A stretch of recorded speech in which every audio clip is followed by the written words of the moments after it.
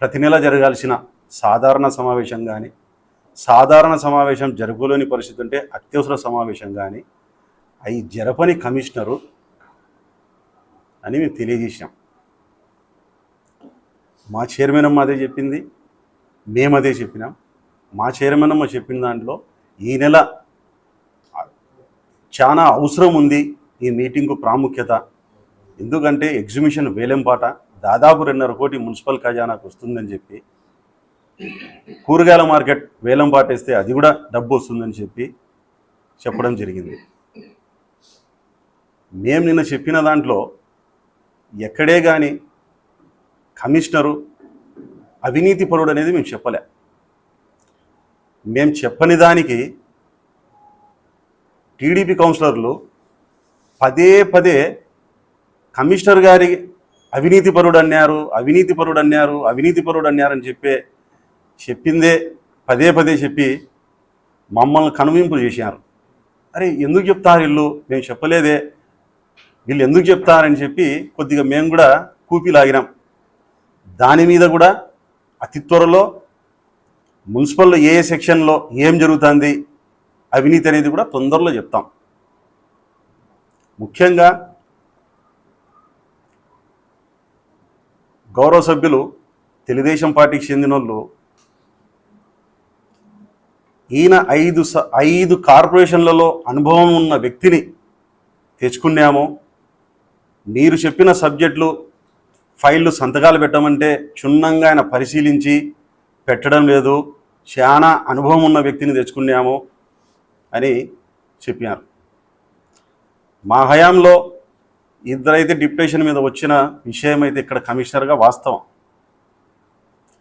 ఆ 2 కమిషనర్లు ప్రతి నెల కూడా మీటింగ్ పెట్టారు, వాళ్ళు మీటింగ్ జరిపారు, అత్యవసరం ఉంటే అత్యవసర సమావేశాలు పెట్టారు. కమిషనర్ డిప్యుటేషన్ మీద వచ్చాడా, 5 కార్పొరేషన్లలో పనిచేసాడా అనేది కాదు కావాల్సింది. మున్సిపాలిటీ యాక్ట్ ప్రకారము ప్రతి నెల మీటింగ్ జరపాలనేది ఆవశ్యకత ఉంది ప్రజల సమస్యల కొరకు.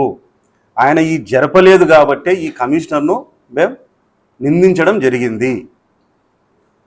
5 కార్పొరేషన్లలో అనుభవం ఉన్న వ్యక్తి మీటింగ్ జరపనోడు అసమర్థుడా?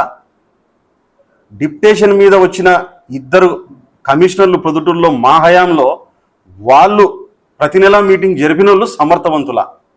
అది మీరే ఆలోచన చేసుకోవాలా. అది మీ విఘ్నతకే ఇరుస్తాను. మేము అనుకుంటే క్యాంటీన్ ఆపగలుగుతాం, మేము అనుకుంటే క్యాంటీన్ తీసుకోగలుగుతాం. చట్టం నీదే, చట్టమేనా నీకు బంధువా? చట్టం ఎవరికేం బంధువు కాదు, ఎవరికి వానికి కాదు. మేము రాజకీయాల్లోకి వచ్చేటప్పుడు మా నాయన సంపాదించిన ఆస్తిలో ఒక చిన్న ఇండస్ట్రీ ఉండేది, ఆయిల్ మిల్లు. ఆ ఆయిల్ మిల్లు పోతేనే ఈ ఇంటికి అన్యాం. ఇది మా నాయన ఆస్తి కూడా కాదు, మున్సిపాలిటీది. నిలబెట్టుకో, రేపే వద్దన్యాం. నీ అధికార బలం ఏందో చూపించు. నువ్వు నిలబెడతానే మాకు లేవా? చట్టం లేదా? మేము కోర్టుకు పోమా? ఆ క్యాంటీన్ది కూడా 3 సంవత్సరాలు రెంట్ ఆల్రెడీ ముందే కట్టేశాం. మళ్ళా మేము కావాలంటే 33% యాడ్ చేసి మాకే వస్తుంది, మా మనుషులకు వస్తుంది. మేము వద్దనుకుంటే వేలంపాటకు వస్తుంది. లేను ఏదైనా జరుపుకోవాలంటే కనుక చెప్పు, సున్నితంగా ఎవరితో మధ్యవర్తితో మేము బతకలేకుండాం, మేము క్యాంటీన్ నడుపుకోవాలండాం, అలా లక్షల ఆదాయం వస్తుందని చెప్పి పట్టి కట్టిస్తా, ఎన్ని కుర్చీలు ఉన్నాయి, ఏమున్నాయని చెప్పి డబ్బు బారదెంగు జరుపుకో. బ్లాక్ మెయిల్ మాటలు అనేది మానుకో ఫస్ట్. ఇది నేను చాలా సాధారణంగా చెప్తాండా. మీరు కూర్చున్న కౌన్సిలర్లో చుట్టూరు 10 వార్డులు ఎంచుకోండి, ఒక్కొక్కరు ఏడన్నా ఒక టెంకాయ కొట్టింటే ఫోటో ఎత్తి పంపించండి. మళ్ళీ మీడియా సమావేశం పెట్టి క్షమాపణ అడుగుతా. అభివృద్ధి చేసింది లేదు, పెట్టింది లేదు, ఒక రోడ్డు వేసింది లేదు, మళ్ళీ ఆయన రోడ్ల మీద రోడ్డు వేసామంటారు. మేమన్నా మా నాయకుడు 10 సంవత్సరాలు ఎమ్మెల్యేగా, ఒకసారి అధికారం లేదు, 5 సంవత్సరాలు అధికారం ఉన్నది, రోడ్ల మీద రోడ్లే వేసాం బా. మీ నాయకుడు 25 సంవత్సరాలు ఎమ్మెల్యేగా ఉండి అధికార పార్టీలోనే ఉండి ఇప్పుడు మళ్ళా ఎమ్మెల్యే, ఇప్పుడు మళ్ళా అధికార పార్టీలో ఉండి, గతంలో మీ నాయకుడు రోడ్ల మీద రోడ్లు వేశాడా లేదా చెప్పండి. అవుట్స్కట్స్లో కొత్తగా వెలుగులోకి వచ్చిన కాలనీల దగ్గర అక్కడ రోడ్లు వస్తాయి. ఏది భూమి మీద. టౌన్లో రోడ్డు తగ్గైంది, నీళ్ళు వస్తుందంటే నువ్వు రోడ్డు మీద రోడ్డు వేయకుండా అండర్ గ్రౌండ్ నుంచి తీసుకొని పోయినావా? గతంలో నీ వార్డుల కౌన్సిల్ ఎలక్షన్లకు మా అధికారము మా పార్టీ ఉన్నప్పుడు అక్కడ ఉన్న ప్రజలు నీళ్ళు వస్తాయి అని నిలదీస్తే మా బంగాడి సెలవ వల్ల ఆ రోజు రోడ్డు వేసారు. రోడ్డు మీద రోడ్డే వేసింది ఆ రోజు కూడా. అప్పుడు నువ్వు ఎందుకు అబ్జెక్షన్ చెప్పలే? రోడ్డు మీద రోడ్డు ఎందుకు వేయాలని చెప్పి. నీ వార్డుకి అయితే రోడ్ల మీద రోడ్లు వేసుకోవచ్చు, మేము డెవలప్మెంట్ చేస్తే కనుక రోడ్ల మీద రోడ్లు వేసారంటావు.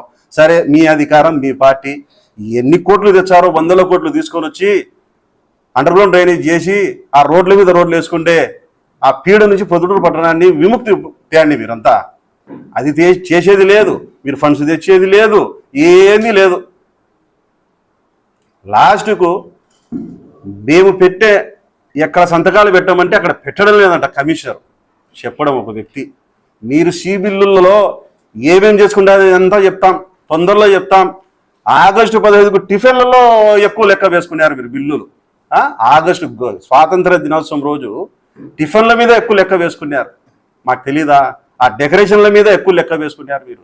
అన్నీ లాగుతాం. యోగాంధ్ర అని చెప్పి ఎంత ఘోరమయ్యా. మ్యాట్లు ఎవరికి ఇచ్చారు? ఎవరికి పంచినారు మీరు? మ్యాట్లు అయితే పంచుకోలేదు ప్రజలకు మీరేలే, కానీ డబ్బు అయితే పంచుకున్నారు మీరు నాయకులు. రాష్ట్ర వ్యాప్తంగా పంచుకున్నారు. ప్రొద్దుటూరులో అయితే ఇంకా ఘోరం.